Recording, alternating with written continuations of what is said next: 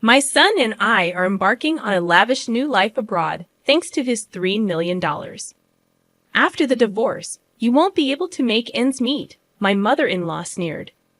Her demand for our address, coupled with the bizarre suggestion of licking her shoes, left me bewildered. What? I exclaimed. What are you talking about? I demanded, utterly perplexed. I had no clue what my mother-in-law was talking about. I admitted to myself. There had been no indication that they were planning to go abroad, or that they had been saving up money. That's because I said my son got $3 million. We're gonna live the high life overseas. Just the two of us, she boasted. The shock hit me like a freight train. Why would my husband leave the country? And where did $3 million come into play? Why do you want to know so badly? She taunted. Well, if you really want to know, kneel down and beg, licking my shoes, and maybe I'll tell. She sneered, her tone cutting. What's with that attitude? I retorted, my frustration mounting. Where is my husband? I demanded, seeking answers. Oh, it's very comfortable here. We're enjoying the high life with my son's $3 million, she declared with disdain. So you're no longer needed, she dismissed me casually. I was stunned by my mother-in-law's callous words. What did it mean that my husband suddenly had $3 million and was living a luxurious life abroad? Moreover, her treatment of me as an outsider fueled my anger and anxiety, and I knew I needed to assess the situation calmly. How did my husband come into such a substantial sum of money, and could that $3 million possibly be related to? Reflecting on my life, I recalled how I met my husband at work, drawn to his positivity and warmth, leading to our marriage. His parents had welcomed me warmly, and we later had a daughter who was now 14. Growing up in poverty with toxic parents, I was determined to cherish and love my daughter deeply despite facing hardships. However, when my husband was assigned to a project in Texas, he moved away, leaving me to manage work, household chores, and our daughter alone. Reluctantly, I agreed to live with my mother-in-law for support. Mommy, when will Daddy come back? My daughter often asked. It seems he'll be in Texas for a while. But don't worry, Grandma's coming over, I reassured her. Little did I know that decision would become the greatest regret of my life. You're working late again today, huh? Women who neglect their families. My mother-in-law's biting remarks greeted me daily. I have a job too, and I take care of our daughter. I defended myself, but she remained unsatisfied. When I was young, the family was everything. The thought of working outside never crossed my mind, she'd reminisce. On the day my daughter achieved good grades at school, she claimed credit. It's all thanks to me. What's the point of you? Maybe we don't need you around. Despite her minimal help with my daughter's homework, I had been the one primarily responsible for her education. Whenever I made a minor mistake in the kitchen, she would criticize me sharply. How did you and my son even survive before with such poor cooking skills? I'm doing my best, and everyone has their own way of doing things, I would retort, my patience wearing thin. She doesn't do her chores, she complained to my husband. Mom, she's working too. Please try to understand, my husband would interject. However, as we continued to live together, the relationship between my mother-in-law and me became increasingly strained. With my husband miles away, I felt more isolated. One day, feeling overwhelmed, I decided to call my husband to discuss the situation. Hello. You okay right now? Yeah, I'm good. What's up? It's kind of late. Well, your mom gave me a piece of her mind about house chores, and it's really getting to me. I'm sorry. Mom's always been a bit sharp-tongued, but maybe she has a point. Still, don't let it get to you too much. Just keep doing things at your own pace. Feeling somewhat reassured by my husband's words, I dedicated myself once again to our daily routine. However, as the days passed, the pressure from my mother-in-law continued to build, and I became more worn out every day. I eagerly anticipated my husband's return. Living with my mother-in-law without my husband around proved challenging, Initially, I coped by holding on to the remnants of his presence. But as days turned into weeks, her behavior became even more unbearable, and I felt crushed under the weight. She nitpicked everything I did from dawn till dusk and criticized me constantly. When I made my husband's favorite rice dish, she coldly remarked, "This tastes terrible. Who'd eat this?"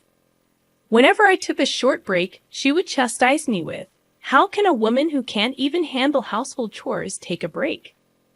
I never had much confidence in housework.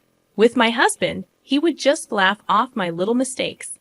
In front of my mother-in-law, I realized I had no room for error. I think the way she treats me stems from her excessive love for her son. She seems unable to accept that he got married and moved away from her. This experience solidified my resolve never to become an overbearing parent like her. One day, after treating myself to a small shopping spree at a local mall, my mother-in-law got wind of it. When I got home, she was waiting for me at the entrance fuming. "How could you think of going out for fun when your husband isn't home? What do you think is happening with the household chores? I thought I needed a little break." "A break? In this situation, all this trouble is happening because of your ineptitude." After that, I awaited a call from my husband, hoping that hearing his voice might lighten my mood. However, the content of his call was far from what I expected. "I've got some bad news. My work in Texas isn't going well. I got into gambling, and now I'm in a tight spot financially.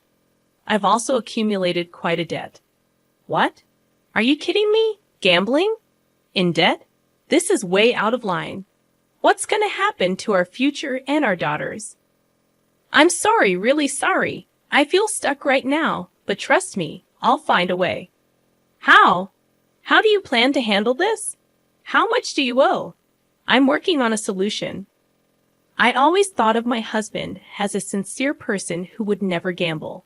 He was always punctual for our dates, and after we moved in together, he always came straight home from work. He would always thank me whenever I cooked or did laundry. It's because he was so sincere and honest that I married him. But with him away and the constant criticism from my mother-in-law, my life felt unbearable. "I can't believe someone as useless as you married my son."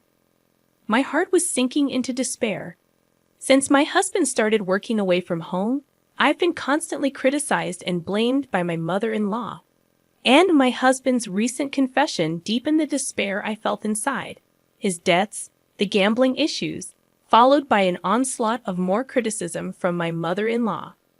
I couldn't handle it anymore, and one night I left the house and found myself crying on a park bench. Then one day, my mother-in-law discovered a secret from my past.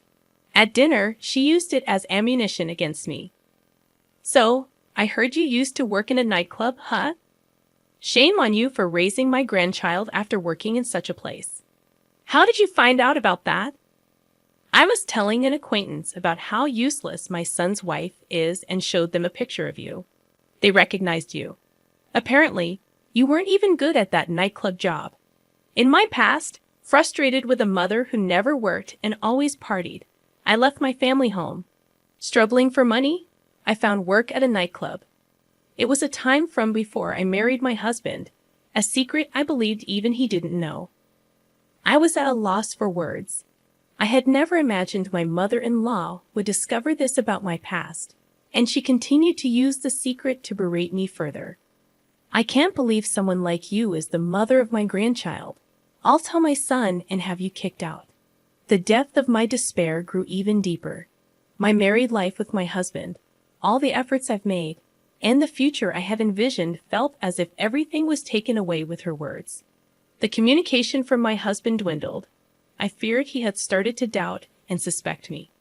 One night alone in my room, I reflected on my life, meeting my husband, our marriage and our current circumstances, and the constant blame and accusations from my mother-in-law. I felt I couldn't go on like this. I can't take it anymore. Whispering these words, I stepped out into the silent nighttime streets.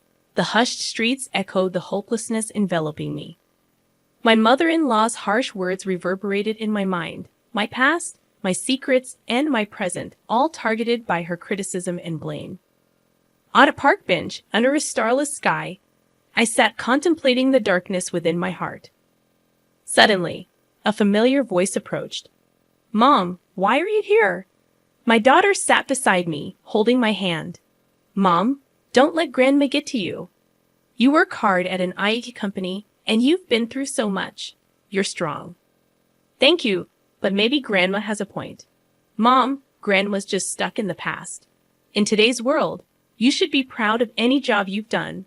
I'm proud you worked at a nightclub, really."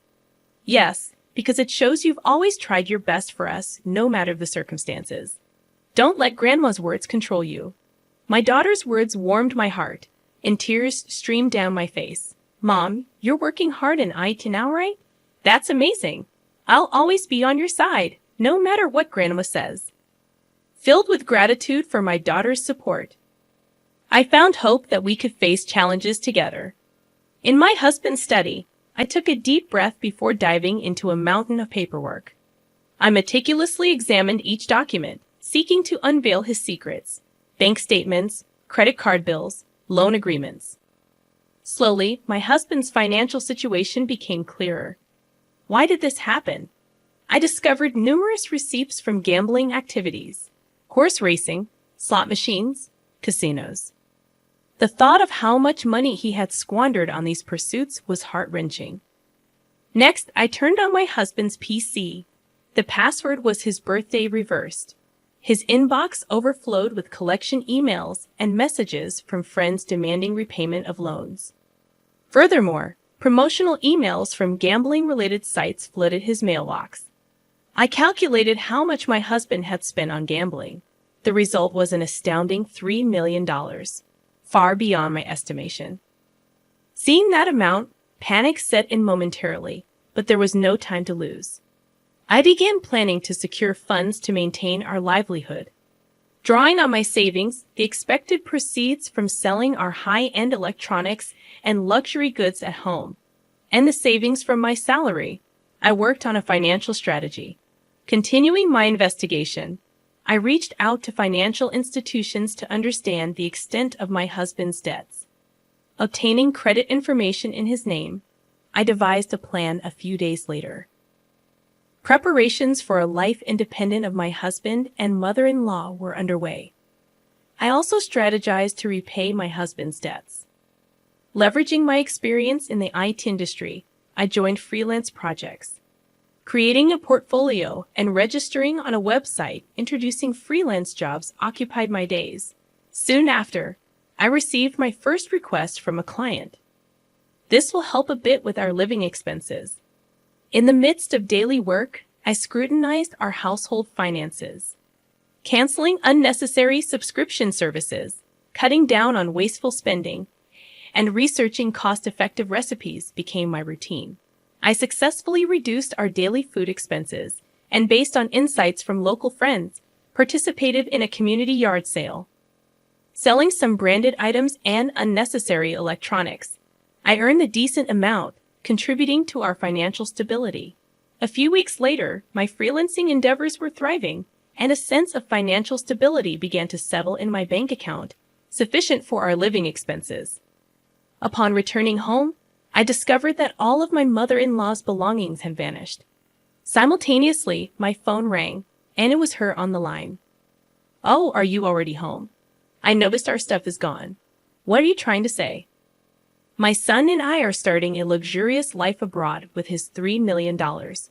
After the divorce, you won't be able to make ends meet. If you want our address, get on your knees and lick my shoes." Suppressing a chuckle, I responded, "Actually, that $3 million is a debt." "Stop joking. There's no way my son has that kind of debt." You might not believe it, but it's true. In his study, there are transaction records from banks and financial institutions, credit card bills, contracts, and more. Plus, on his PC, there are collection emails from financial institutions, messages from friends demanding repayment, and promotional emails from gambling sites. If you don't believe me, why don't you check? I just sent you photos of the evidence. Maybe you should take a look. You're lying. It's the result of him getting deeply into gambling, horse racing, slot machines, casinos. All in all, it amounts to a whopping $3 million. I just sent you photos of the evidence. Maybe you should take a look.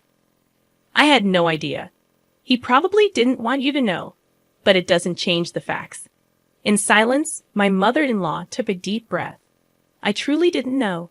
I don't know what to say. Without another word, I hung up, resolving to begin anew. Shocked by the actions of my husband and mother-in-law, I focused on forging a future for my daughter and me. Later on, my husband called. "I'm so sorry, truly I am."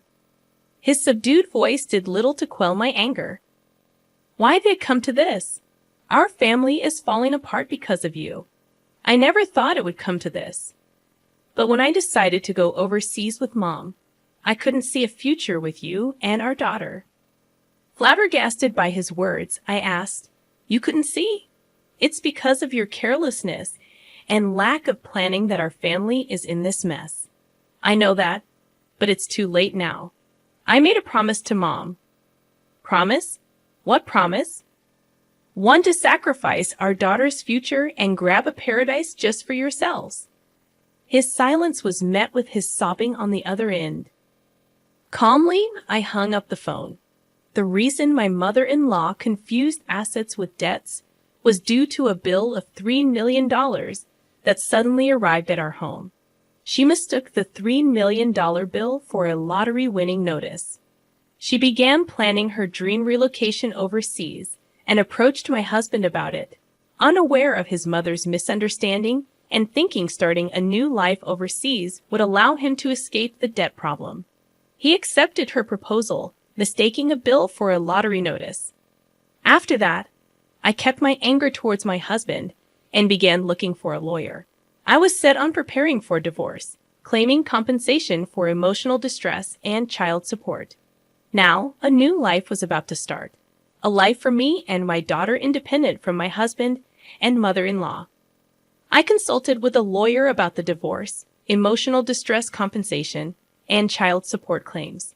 During this period, my daughter and I spent a lot of quality time together, and she became my strongest supporter. She fully understood my decision and chose to stay with me. Hearing her words made all the hardships, disputes with my husband and mother-in-law worth it, and I couldn't help but shed tears. Meanwhile, my mother-in-law and husband were struggling with their life overseas. Despite starting a new life there, they apparently faced continuous problems due to a lack of preparation and financial issues. Furthermore, after being pickpocketed and losing their funds, they faced even more difficulties due to the language barrier. In the end, they were deported for overstaying their visas. Later, I negotiated with my husband through the lawyer. The divorce is finalized. We've agreed that he'll pay the emotional distress compensation and child support in one lump sum. Thank you. Now I can finally start a new life. But all at once, wouldn't it be better in installments? He has been took on even more debt, seemingly borrowing money from some shady loan shark. I don't know what happened to him after that, and honestly, I don't care. After being evicted from her rental property and getting pickpocketed, losing all her savings, my mother-in-law ended up homeless upon her return to the U.S. My daughter and I started our new life. Sure, it wasn't always easy, but freed from my husband and mother-in-law, we could look to the future positively.